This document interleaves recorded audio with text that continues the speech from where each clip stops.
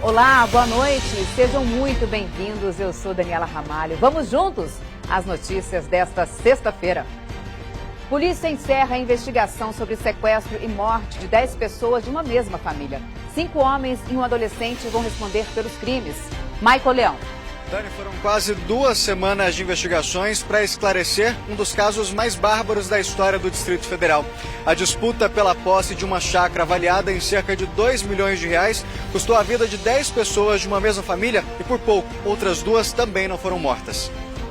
Daqui a pouco o Michael volta com mais informações. Olha, teve reunião de Lula com governadores no Palácio do Planalto hoje. Natália Fruê.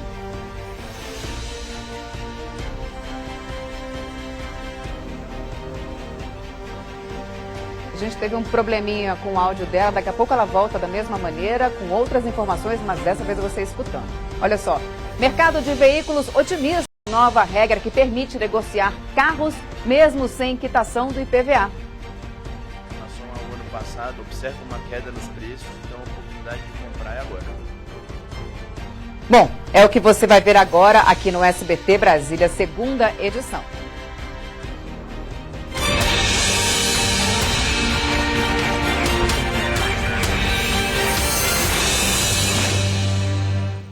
A gente começa falando que um incêndio em um prédio próximo à Feira dos Goianos, em Taguatinga, assustou moradores no fim da tarde. O fogo atingiu um apartamento, mas a fumaça se espalhou pelo prédio. Por isso, algumas pessoas inalaram fumaça, precisaram ser atendidas pelos bombeiros, mas ninguém se feriu. A causa do incêndio ainda não foi informada.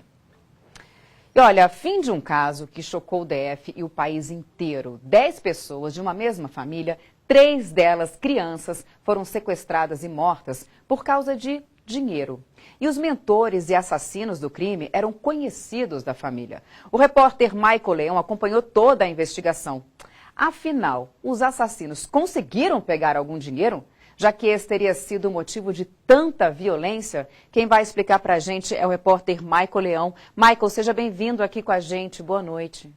Dani, obrigado. Boa noite a você, boa noite a todos. Em parte, sim, não a quantia total desejada por esses criminosos. Isso porque, a partir do momento em que essas vítimas foram levadas ali para o cativeiro, eles mudaram a senha dos aparelhos telefônicos, os aplicativos bancários estranharam aquela mudança e bloquearam as transações de valores maiores. Mas, por exemplo, a Cláudia tinha vendido a casa em que ela morava com a filha por R$200 mil e cerca de R$50 mil tinha sido pago em espécie. Esse dinheiro estava com Marcos Antônio e esses criminosos conseguiram pegar. Para quem está em casa entender, essa chacina aí, onde 10 pessoas da mesma família foram mortas, segundo a Polícia Civil, teria sido motivada pela disputa da posse de uma terra que é justamente a chácara em que Marcos Antônio vivia com a Renata, a esposa dele, e a filha Gabriela. Mas nesse mesmo lote também vivia junto com ele Gedeon e Horácio. Vale ressaltar que Gedeon, Marco Antônio conheceu enquanto estava preso no complexo da Papuda. E aí, detalhe, há alguns meses, Horácio e Marco Antônio e Gedeon teriam descoberto, Dani, que Marcos Antônio estaria negociando passar essa terra para outra pessoa, sem consultar os dois. Isso teria gerado ali um atrito. Quando Gedeon e Horácio foram questionar Marco Antônio, ele disse o seguinte: olha, vocês são funcionários, vocês trabalham para mim e não tem que dar pitaco justamente nessas questões comerciais e questões de dinheiro. Teria despertado ali todo esse plano que teria matado essas 10 pessoas. Dani, por pouco, outras 2 pessoas da família não foram mortas. Hoje, a polícia concluiu o inquérito e em coletiva explicou toda a situação. Vamos ver. Foram quase 2 semanas de investigações para a polícia descobrir o motivo da maior chacina do Distrito Federal. A posse de um terreno avaliado em R$2 milhões. O Marcos tinha a posse da chácara, eles eliminando todas as pessoas da família, vivo depois a de posse Neymar? do local ficaria com eles e eles não seriam incomodados na comercialização do terreno. Segundo a polícia, o crime começou a ser planejado em outubro por Gedeon e Horácio. No dia 28 de dezembro, sequestraram as primeiras vítimas. Eles simularam um assalto no seguinte sentido: o Carlomán chegou lá na companhia de um adolescente infrator que está sendo investigado pela Delegacia da Criança e do Adolescente. Nesse momento ele rendeu o Marcos, que estava lá. O Horácio estava no interior da chácara e se passou por vítima. Quer dizer, no momento que eles renderam o Marcos, o jogaram no chão, também renderam o Horácio. Eles ficaram lá de mão para trás. E no momento que o Marcos estava no chão, ele esboçou uma reação e foi-lhe desferido pelo Carlomán um tiro na nuca. Aí nós tivemos o primeiro óbito.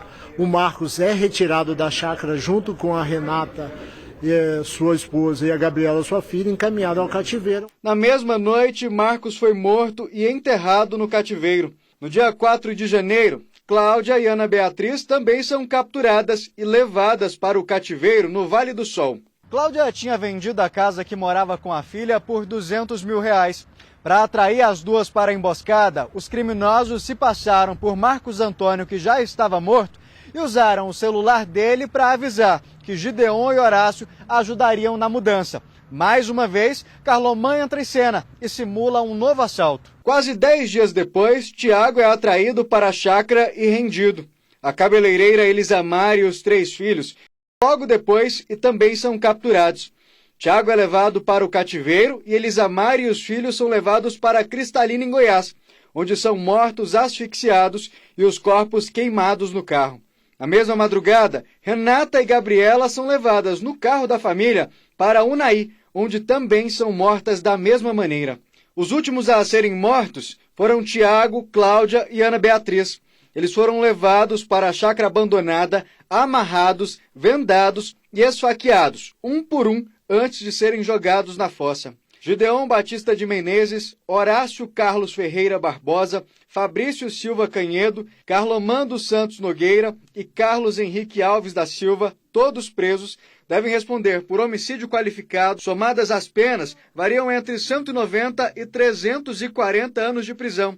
Um adolescente de 17 anos também deve responder pela participação na chacina. Nossa, quanta crueldade, né, gente? Olha, familiares se despediram hoje de Renata e Gabriela Belchior, mãe e filha, vítimas dessa chacina no cemitério de Valparaíso de Goiás. Os corpos das duas foram encontrados aí dentro de um carro carbonizado numa estrada próxima a Unai. Amigos, conhecidos e familiares estavam com balões brancos nas mãos, um pedido silencioso aí de paz e fim da violência, né? Bom, a polícia prendeu um grupo envolvido em agiotagem, lavagem de dinheiro e receptação de joias. Até Neymar deve ser ouvido como testemunha. O jogador teria recebido joias de um envolvido no esquema, que em apenas 3 anos teria movimentado mais de 15 milhões de reais. Os 3 presos são suspeitos de integrar uma quadrilha especializada na prática de agiotagem, lavagem de dinheiro e receptação de joias e pedras preciosas. O homem que está foragido já foi condenado por extorsão e deveria cumprir pena em prisão domiciliar.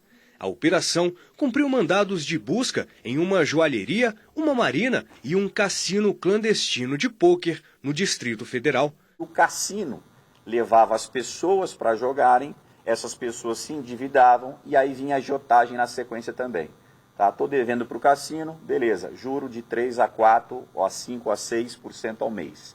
Tomavam os carros dos endividados como garantias. Foram apreendidos joias, relógios e armas de fogo, além de 2 carros de luxo e uma lancha avaliada em R$2,5 milhões.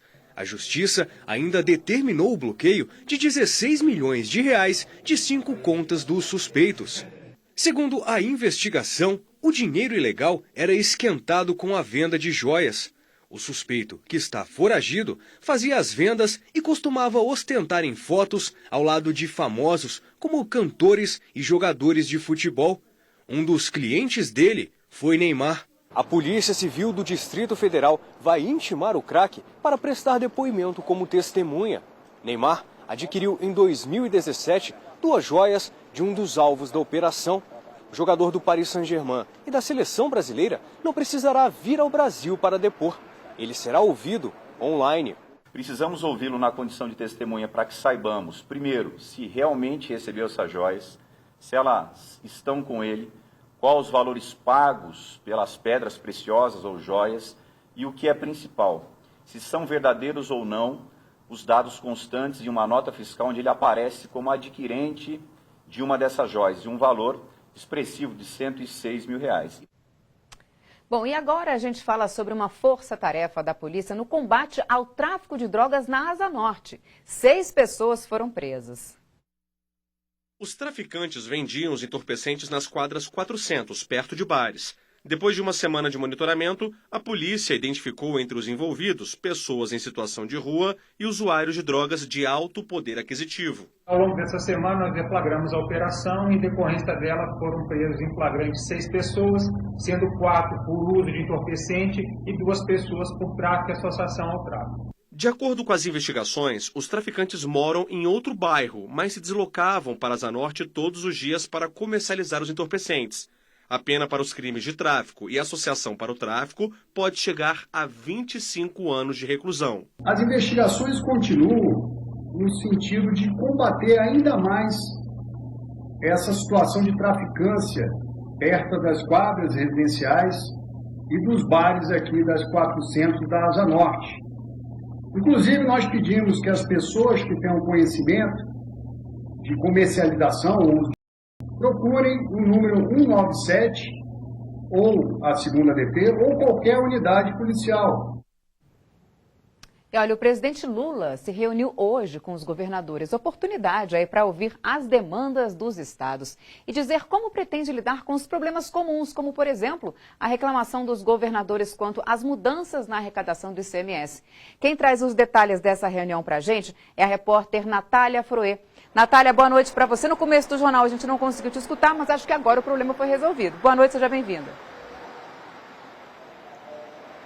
Oi, Dani, boa noite para todo mundo. A governadora em exercício do Distrito Federal, Celina Leão, participou desse encontro com Lula. A pauta, o assunto comum para todos os governadores, participaram os 27 governadores, é mesmo a questão do ICMS, já que eles contabilizam ainda as perdas que tiveram depois da mudança na cobrança da alíquota de ICMS de serviços essenciais, principalmente os combustíveis. A alíquota, o teto, hoje é de 18%, em muitos estados a alíquota era maior que isso, portanto, eles tiveram aí sim uma queda na arrecadação por causa dessa mudança feita no ano passado. Inclusive o ministro Padilha citou que foi uma operação boca de urna a aprovação desse projeto para tentar beneficiar o ex-presidente Jair Bolsonaro. Celina Leão também falou de questões aqui do Distrito Federal. Ela disse ser contra essa ideia do Ministério da Justiça de criar uma guarda nacional para fazer o policiamento nessas regiões aqui onde nós estamos, no Palácio Planalto,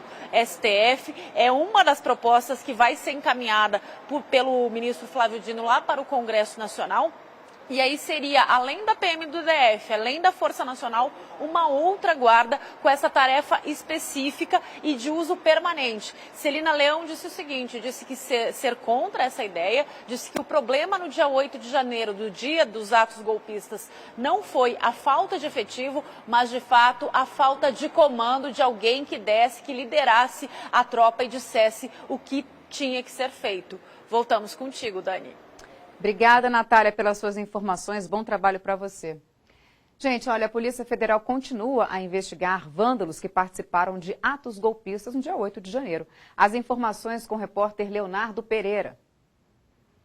São 11 mandados de prisão preventiva e 27 de busca e apreensão. Eles estão sendo cumpridos no Rio de Janeiro, Minas Gerais, Espírito Santo, Paraná, Santa Catarina e no Distrito Federal. Os mandados foram expedidos pelo Supremo Tribunal Federal depois dos atos golpistas do dia 8 de janeiro. Aqui em Brasília e no Rio de Janeiro, policiais federais estão cumprindo mandados de busca e apreensão em endereços ligados a Léo Índio, sobrinho do ex-presidente Jair Bolsonaro. Ele que participou do dia 8 dos atos antidemocráticos e chegou a publicar nas redes sociais uma foto na rampa do Congresso Nacional. Aqui no DF foram cumpridos 2 mandados de prisão e 4 de busca e apreensão. E o interventor da Segurança Pública do DF, Ricardo Capelli, entregou ao STF o relatório sobre a ação das polícias e dos invasores no ato antidemocrático no dia 8 de janeiro. Quem tem as informações para a gente é a repórter Paola Cuenca. Então, Paola, parece que houve uma sequência de falhas, né? Mas o relatório aponta algum indício de omissão do ex-secretário Anderson Torres. Boa noite para você, seja bem-vinda. Boa noite, Dani. Boa noite a todos que estão nos acompanhando. Olha, o próprio interventor, Ricardo Capelli, afirmou que, na melhor das hipóteses, faltou comando e responsabilidade por parte do ex-secretário Anderson Torres. Isso porque documentos mostram que a parte de inteligência da Secretaria de Segurança Pública aqui do DF apresentou ao ex-secretário um informe a respeito dos perigos, a respeito de atos que estavam sendo convocados de tomada de poder pelo povo. E que esses atos convocados nas redes sociais já falavam sobre a invasão ao Congresso Nacional. Mesmo com essa informação, o que se viu foi a falha no planejamento da segurança pública. Capelli ainda mencionou que, diante de toda a situação tensa que era vivida aqui no Distrito Federal nas últimas semanas, ainda assim, no dia 8 de janeiro, 8 comandantes da Polícia Militar estavam de férias. Na verdade, 8 não, 9 comandantes estavam de férias. Além disso, o acampamento que foi montado em frente ao QG do Exército aqui em Brasília, de acordo com o interventor, tem uma relação direta com os eventos violentos registrados nos últimos 2 meses, incluindo aquele atentado, a tentativa de atentado com bomba na véspera do Natal. Cabe a gente lembrar que, em pelo menos 3 momentos diferentes, ações do GDF tentaram desmobilizar esse acampamento, mas essas ações elas foram impedidas por ordem do Exército Brasileiro. Jornalistas até questionaram se tudo isso seria uma sequência de erros e omissões ou então uma conspiração para esses atos golpistas. O interventor disse que para se falar em conspiração é preciso ter provas, mas que ainda assim ele considera que são muitas coincidências juntas e que para ele só acredita nas teorias da conspiração. Muito bem, Paola. Muito obrigada, pelas suas informações aqui com a gente. Bom trabalho. E olha, empresários do setor automotivo e revendedores de automóveis esperam aumentar as vendas agora que foi liberada a transferência de carros, mesmo sem a quitação do IPVA do ano não esteja quitado. Informações com Guilherme Glória. Antes da assinatura do decreto, no momento em que o veículo era transferido de um proprietário para outro, o valor do IPVA do ano corrente precisava ser pago, mesmo que as parcelas ainda não estivessem vencidas. Isso vai mudar. Veja como vai ficar. As parcelas a vencer do IPVA do ano corrente não impedem a transferência do veículo. O débito das parcelas a vencer continua no CPF ou CNPJ do proprietário anterior. Aí, comprador e vendedor podem negociar como ficam essas parcelas. Os débitos de anos anteriores precisam estar quitados, inclusive se estiverem parcelados, o que é previsto no Código de Trânsito Brasileiro. Com toda certeza, teremos um aumento nas vendas e, consequentemente, uma maior arrecadação de ICMS para o Estado, impactando também na geração e manutenção de milhares de empregos. Nas lojas de seminovos, a notícia foi motivo de comemoração e a expectativa é de que as vendas vão dar aquela acelerada já nesse início de ano. O empresário Gabriel Andrade, dono desta loja na cidade do automóvel, está confiante. Numa compra de um carro de um cliente, quando eu vou transferir para minha loja, eu tenho a possibilidade de não pagar o IPVA antecipado, né? E fica a dica, por conta da novidade, os compradores podem até negociar um bom desconto. A oportunidade é essa, o mercado está com os preços muito bons. Em relação ao ano passado, observa uma queda nos preços, então a oportunidade de comprar é agora. A Polícia Rodoviária Federal apreendeu várias mercadorias sem nota fiscal na BR-060.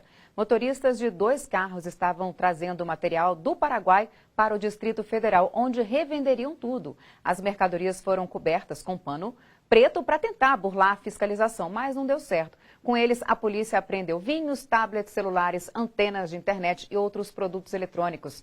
A Receita do DF vai investigar o caso. A gente volta já. Tá animado? Fim de semana com um show em homenagem a Cazuza na Concha Acústica. E o momento vai ser especial porque tem banda cover e orquestra sinfônica juntas, entendeu? E para garantir uma apresentação sem igual, tá todo mundo firme no ensaio. Não é isso mesmo? Bruno Silveira, seja bem-vindo. Oi, Dani, boa noite para você, para todo mundo que está nos acompanhando. É isso, olha, o pessoal deu uma paradinha agora só para a gente fazer o link, mas o ensaio estava tão bom que eu vou confessar, não dava nem vontade da gente entrar nesse link de tão bom que estava a música. Mas é isso que você falou, juntar uma banda de rock com a clássica da orquestra, então vai ser um show muito legal. E quem vai falar mais sobre isso com a gente é o Renato Azambuja, que está aqui para explicar. Renato, como é que foi essa ideia de juntar Cazuza com orquestra sinfônica?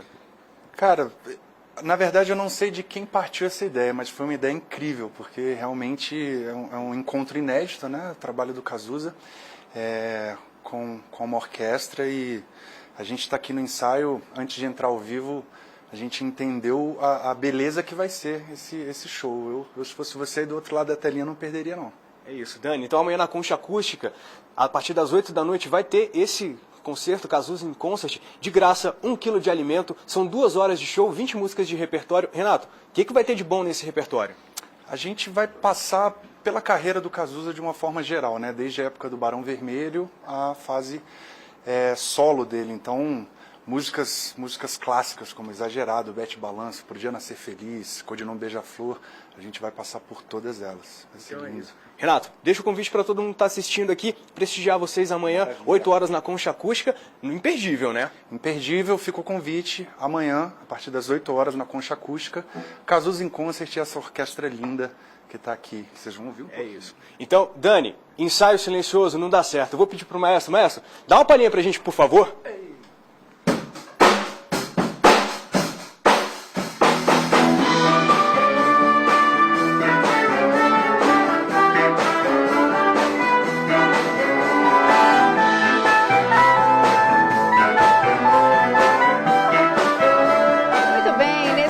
Maravilhoso, a gente se despede. Muito obrigada pela sua companhia aqui durante essa semana. Um beijo para você e até a próxima.